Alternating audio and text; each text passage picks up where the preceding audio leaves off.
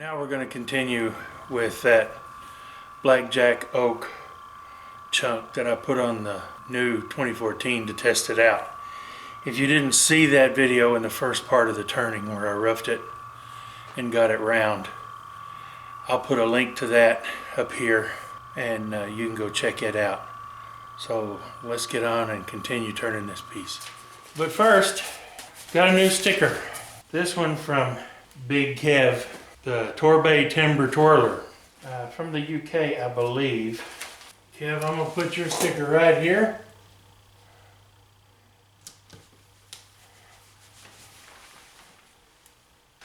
As always, I'll put a link up here to his YouTube channel.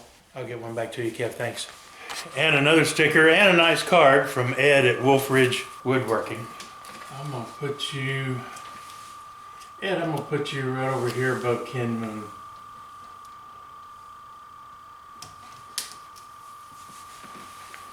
So thanks, Ed.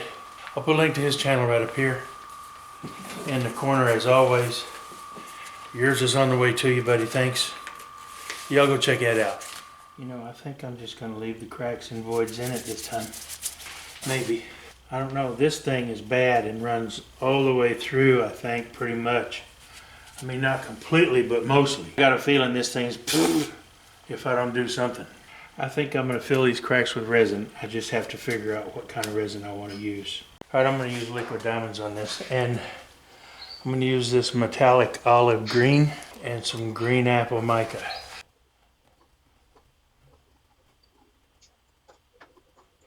Okay, that's right at 2,000 and 1,000 of this.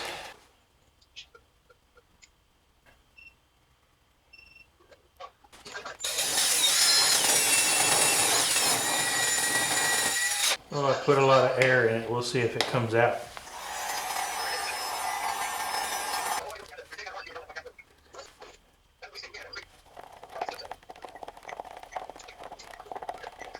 Ooh, that's pretty. I want to try to fill some of these cracks.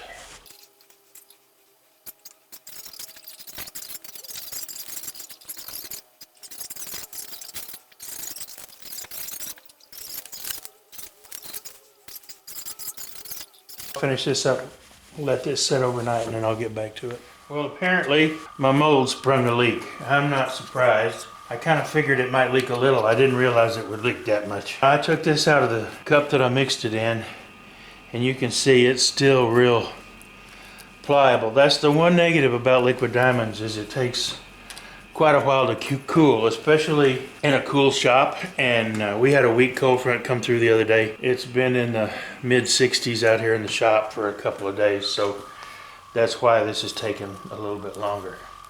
So I can't put this back on the lathe today. I'm gonna have to wait and do it tomorrow. Pretty cool, huh? Okay, let's see what we can do.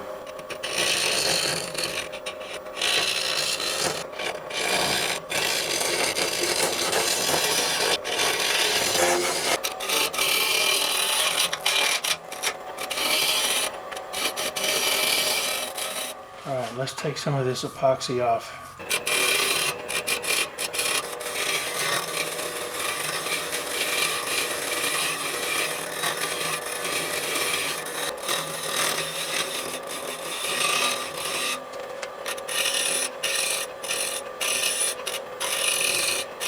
That's actually good enough. Well, the spalting in this Blackjack is really pretty.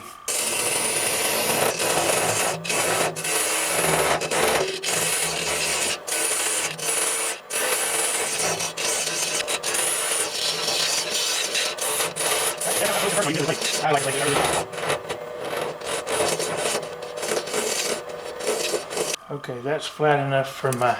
Now we can turn it around and shuck it up. I'm running it in reverse so it'll pull the sanding dust away from me better.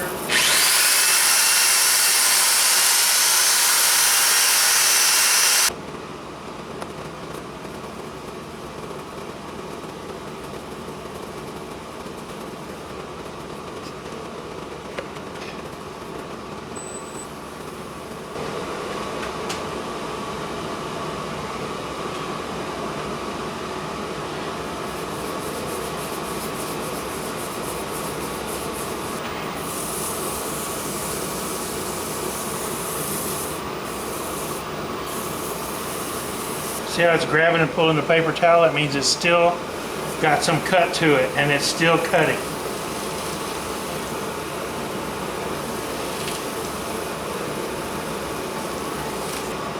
Okay, comes back clean. We're good. Looks good. All the tool marks are gone. I don't see any sanding swirls. 2 out of the 8 broke off. This one just broke the very tip right there. This one broke just below the head. That's why it's sticking up, because of the resin. Now I got to try to get that out. Oh, and don't let me forget, aside from having that little piece in there stuck, I got a drill bit down in there somewhere. And these were good lag bolts. I got to remember to get me some stainless steel ones, I guess. Okay, as always, I like to bring my tailstock up to center the piece. Loosen it a little, stick it up there, tighten it up. And I'll come back after a few minutes and tighten this again after those fibers have a chance to relax a little. In the meantime, still a little out of balance, not bad, but it's nice and smooth. So I'm gonna leave the tailstock up for a little bit. I've got all this punky stuff I want to get out of there. I'm gonna take this down too, and what I'm gonna do is I'm gonna use a parting tool and go in here at an angle to try to get some of that out of there, especially that that drill bit.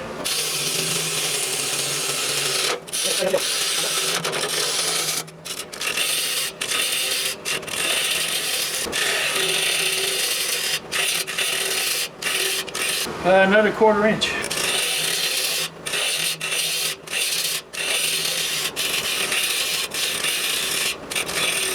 That might work. I'm gonna have to I'm gonna have to stiffen these fibers. I'm gonna have to stiffen. I did it again. I'm gonna have to stiffen these fibers with some CA. Maybe a little bit right there too, just where it got a little bit punky. Now, I'm going to go in at an angle, try to miss that drill bit, and I'm going to try to part the inside of this off. Wish me luck.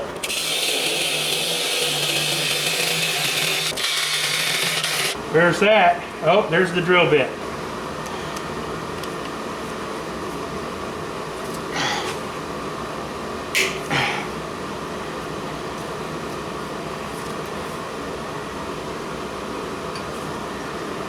Yep, that's all of it. If this hadn't been so punky, this would have been a problem. I'm gonna flatten this off, smooth this out real nice, and I got something special planned. Y'all are gonna hate me for it, but so I'm just gonna apologize now.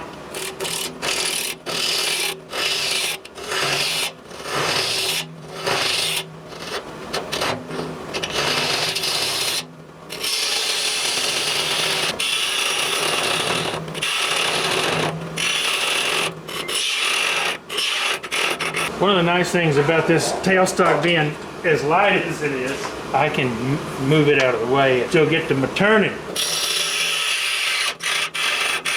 The holes are gone. That's all I'm going to do in here for now. What I want to do is work on this, harden this bug stuff up. Okay, I'm going to let this dry for a little while, and then I will come back and smooth this off. And I've got to walk away from the CA for a little bit.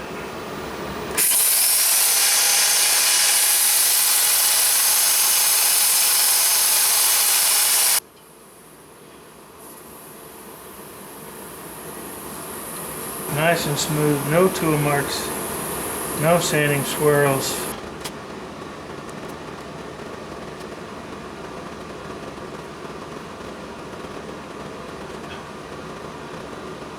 I've been watching Stewart Furini for a while, actually quite a while, and I've been wanting to try something. So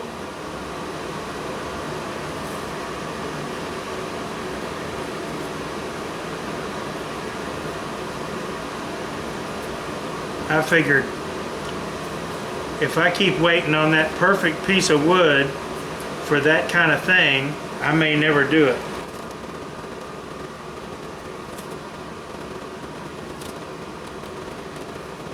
And this is far from that perfect piece of wood, but I think it'll work. Okay, now what do we do? I need a base color on here. I think I'm gonna go black.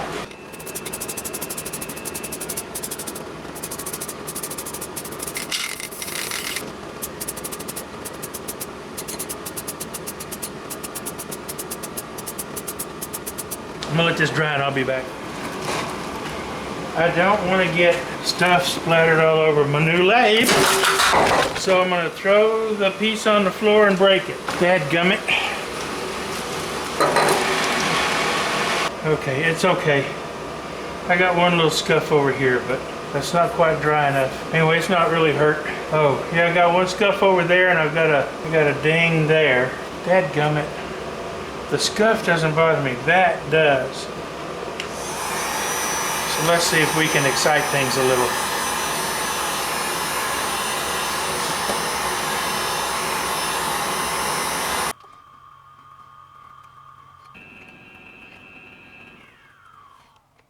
Okay, here we go. 3, 2, 1, launch.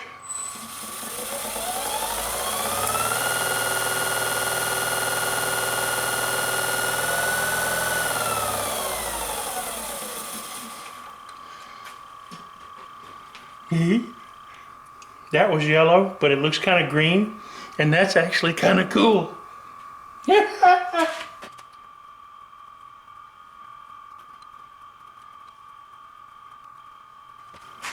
And here we go.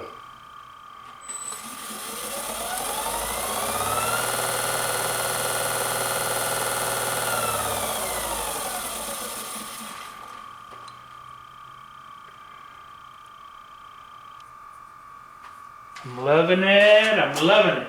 So what do y'all think? I think it's pretty cool, man. I really do. I'm gonna let this dry for a little bit like I did the yellow. That yellow was looking pretty green until I added the green, huh? One of the things I really like, I've seen this done. A lot of people have done it. I've been wanting to try this since I saw Stewart Furini doing it, or do something like it anyway. And Wayne Clasper and a bunch of other people. Kim's done it, Doug's done it. But I've been wanting to try it. And what I did was, they will take straight acrylic paint, I think, some of them, if they're not using dye. They're ones that are using straight acrylic paint, I think are using full strength acrylic, which is, I think, a little too thick. You get much wider lines with it. What I did was I watered my acrylic paint down a little bit, and I'm really liking those fine lines. I think that I really like that, those fine lines. I'm quite pleased. And the next color is gonna pop it, I promise. I'm only using 3 colors, and the next one is just gonna make this thing go kablooey! The reason I'm using yellow and green is because of the green resin that I put on the backside.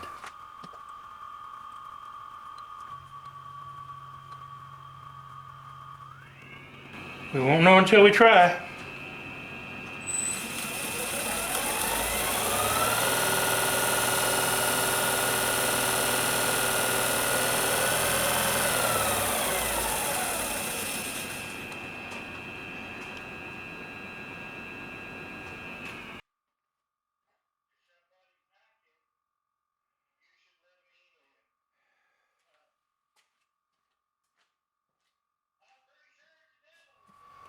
Now we'll let it dry and I'll turn the middle. Okay, I've got my 40-40 grind 3/8 gouge on. Let's see what we can do.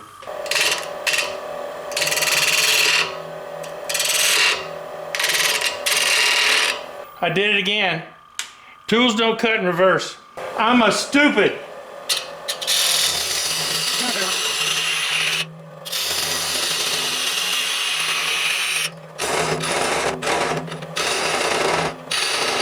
It's amazing.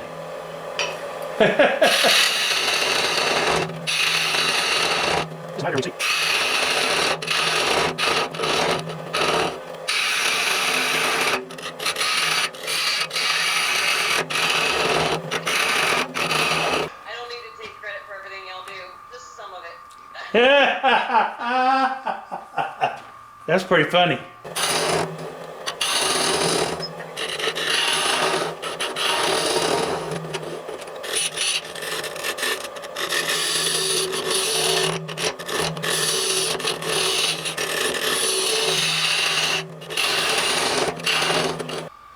I need to go twice as deep if I can.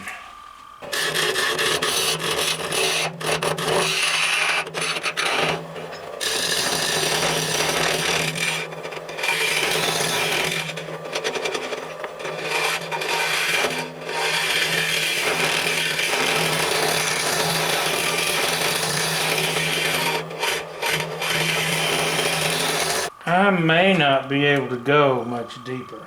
It's going to be heavy, but if I go much deeper than this, it'll just be weird. I'm going to take this off, fill these with epoxy, let that cure overnight, and then I'll come back to it.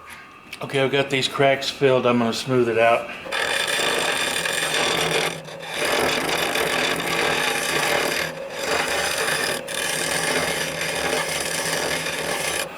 I wanted to find me a line about right there.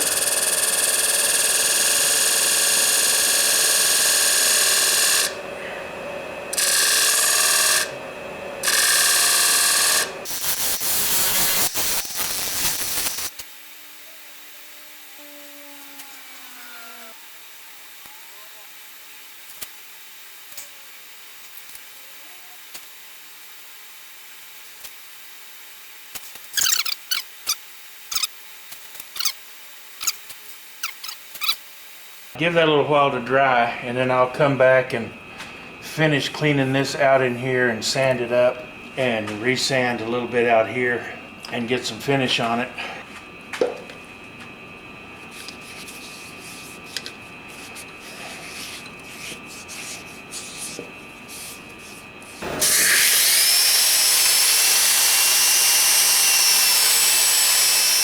My donut chuck, the bolts were too close to the edge. I couldn't get it to work. So I got me a soft touch up here, and I'll take care of it that way.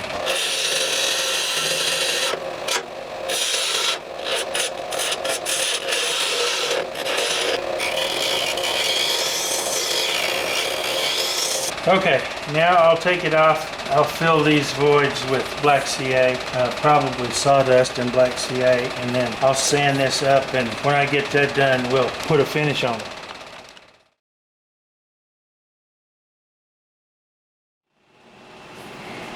So here it is, done. It's heavy, 10 inches across, 3.5 inches tall. I hollowed it out to about 2.5 inches, 2.5 inches deep.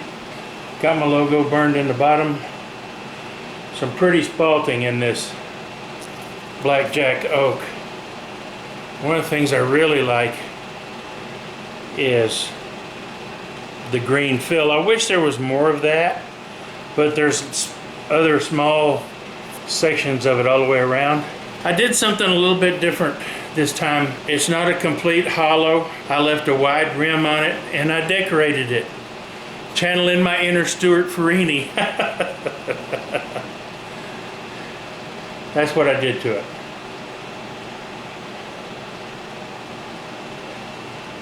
Three different colors of acrylic paint: yellow, green, and then antique copper. I spun it out after I shot it with basically just black primer. So thanks for watching, folks. I really appreciate it. If you want caps, t-shirts, coffee mugs, some of the pins I've turned, some of the other turnings that I've done, maybe this piece, go to my website right here and I'll be happy to ship it off to you. If you have web needs, check out harneilmedia.com. Good guys to work with, all things website related. If you wish to help the Messy Studio in other ways, there's my PayPal Me donate button in the description below, as well as my Starbond affiliate link and my Amazon affiliate link. Anything you buy going to Amazon using that link, I get a few pennies of. Doesn't cost you any more, but it helps us out here greatly. It really does. I appreciate you watching. I can't say it enough. I hope you enjoyed this video and this completion of the project that I put on my new 2014 as a test. I really like that little lathe. It's coming along nicely. I've got another project, this one a hybrid of resin and ash juniper blank. It's actually Alumilite and ash juniper that I'm fixing to mount on the 2014. It's a pretty heavy chunk of resin, so we'll see how that goes. It's about 8 inches wide and about 5 inches deep. We'll see what happens with that one. So stay tuned and check that one out. Appreciate it again. Be safe, be thankful for those around you, and y'all come back.